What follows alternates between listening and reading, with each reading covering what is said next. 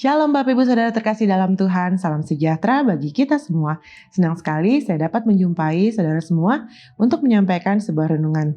Tapi sebelumnya, mari kita berdoa. Bapa, kami mengucap syukur untuk kehidupan yang Kau berikan bagi kami Tuhan. Kesempatan yang indah di mana saat ini kami boleh kembali merenungkan firman-Mu. Berbicaralah kepada setiap kami, Roh Kudus, ajarkan kepada kami dan berikan kemampuan bagi kami untuk dapat melakukannya dalam kehidupan kami sehari-hari. Terima kasih Tuhan, dalam nama Yesus kami siap untuk mendengarkan firman-Mu. Haleluya, amin.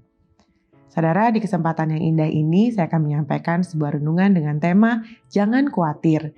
Saya yakin bahwa tentang kekhawatiran ini sudah sering kali kita dengar, baik dari khotbah-khotbah yang disampaikan oleh para pendeta dan hamba-hamba Tuhan.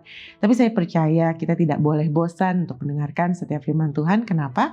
Karena firman itulah yang menjadi kekuatan bagi saudara dan saya dan membuat iman kita semakin teguh di dalam Tuhan. Nah saudara, kita tahu semua bahwa di dalam Matius 6 ayat 25 sampai 34, satu perikop ini bicara tentang hal kekhawatiran, di mana Tuhan Yesus sendiri yang mengajarkan kepada orang banyak atau kepada murid-muridnya juga ketika itu saudara tentang hal kekhawatiran ini. Di mana dikatakan bahwa di satu perikop ini dikatakan janganlah kamu khawatir akan apa yang akan engkau pakai, akan apa yang akan engkau makan saudara.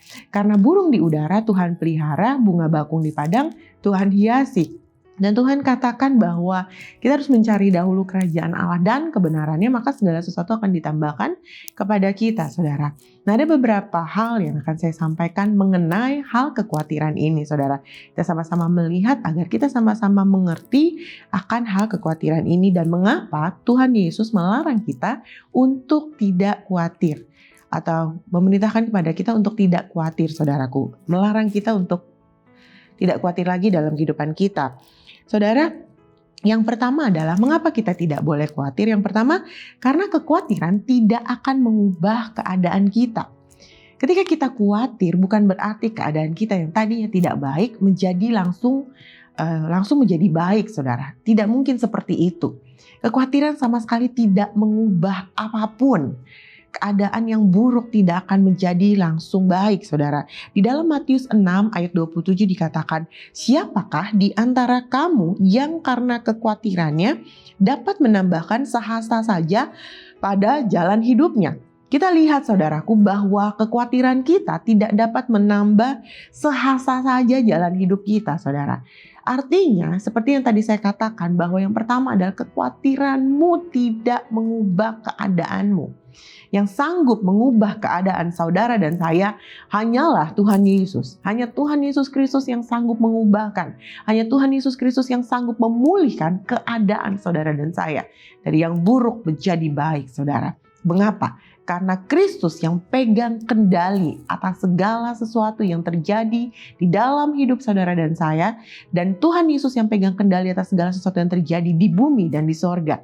Itu yang harus benar-benar kita pahami dengan benar bahwa kedaulatan itu miliknya Tuhan, saudaraku. Sehingga dia katakan bahwa di dalam ayat 34 masih di Matius 6, sebab itu janganlah kamu khawatir akan hari besok karena hari besok mempunyai kesusahannya sendiri.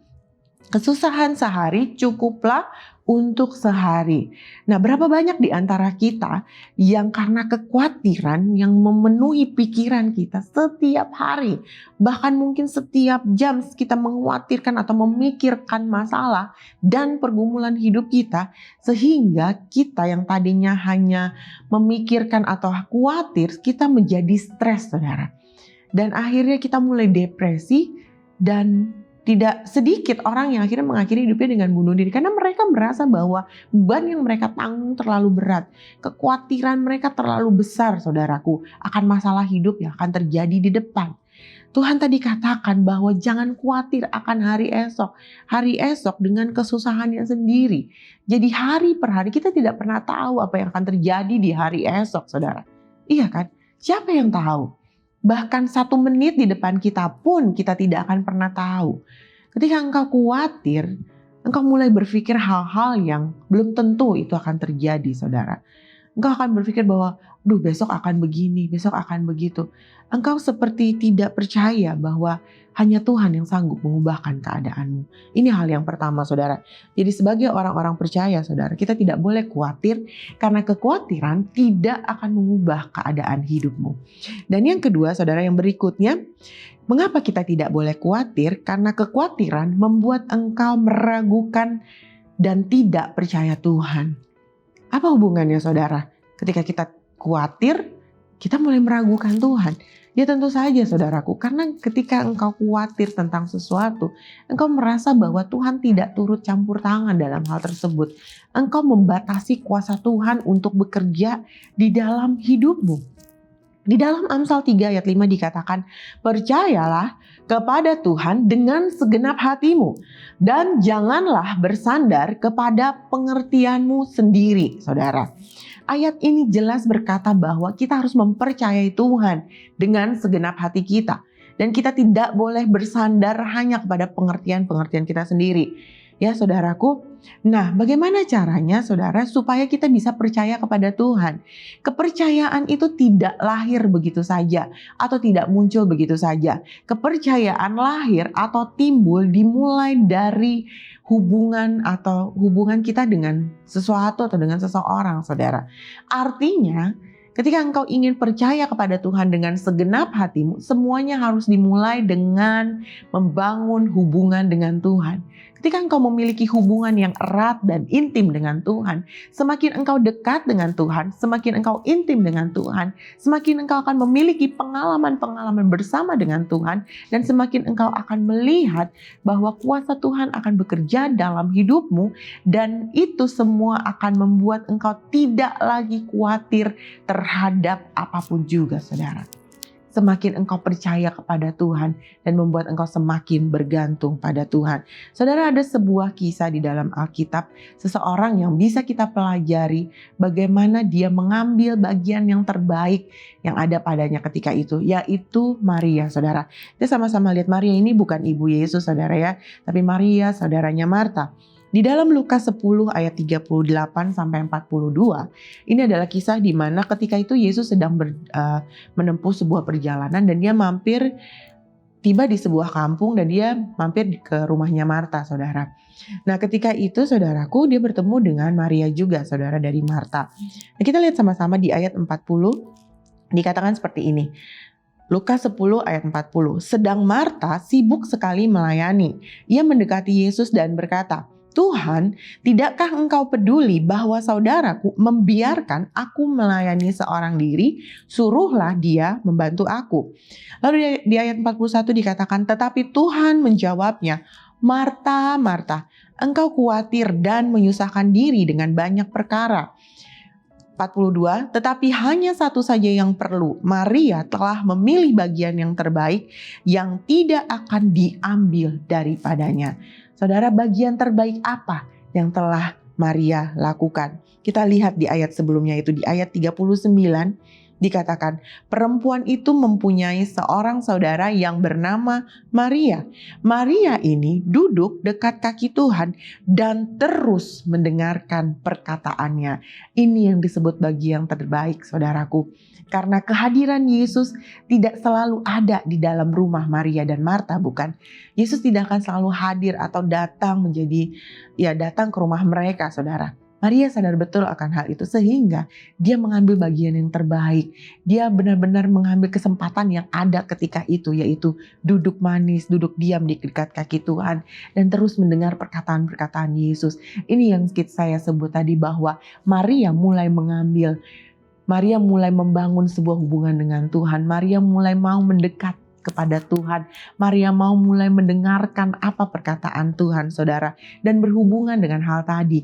Ketika engkau ingin benar-benar percaya kepada Tuhan, engkau harus mulai bangun hubunganmu dengan Tuhan. Setiap hari bangun hubunganmu dengan Tuhan, mendekat kepada Tuhan. Responi setiap panggilan Tuhan yang selama ini ada. Mungkin selama ini engkau tidak merespon dengan benar dan selama ini mungkin engkau sedang bermain-main. Tapi kembali kepada Tuhan, Dia sedang menantikan saudara untuk benar-benar mau membangun kembali hubungan yang intim dan erat dengan Tuhan saudara. Kembali lagi pada kisah Maria tadi, bahwa Maria mendengarkan perkataan Tuhan. Mengapa kita perlu mendengar perkataan Tuhan? Bahkan firman-Nya katakan, renungkanlah perkataan Tuhan, renungkanlah firman Tuhan siang dan malam. Ketika hari-harimu atau ketika waktumu engkau habiskan dengan merenungkan firman Tuhan siang dan malam, dengan merenungkan setiap perkataan Tuhan dan janji-janji Tuhan yang ada di dalam Alkitab, maka engkau tidak akan punya waktu untuk khawatir saudara. Engkau hanya akan, perkataan Tuhan akan membangun imanmu semakin kuat dan engkau akan semakin mempercayai Tuhan. Itu yang paling penting. Dan itu akan membuat engkau semakin ingin dekat dengan Tuhan. Dan ketika engkau percaya sama Tuhan, engkau akan semakin bergantung pada Tuhan. Engkau akan semakin benar-benar mau mengandalkan Tuhan. Dan engkau akan merasa bahwa tanpa Tuhan engkau tidak dapat berbuat apa-apa. Sehingga tanpa engkau sadari, kekhawatiran itu tidak akan pernah muncul dalam hidupmu. Karena engkau tahu Tuhan yang akan membuat segala sesuatu baik dalam kehidupanmu.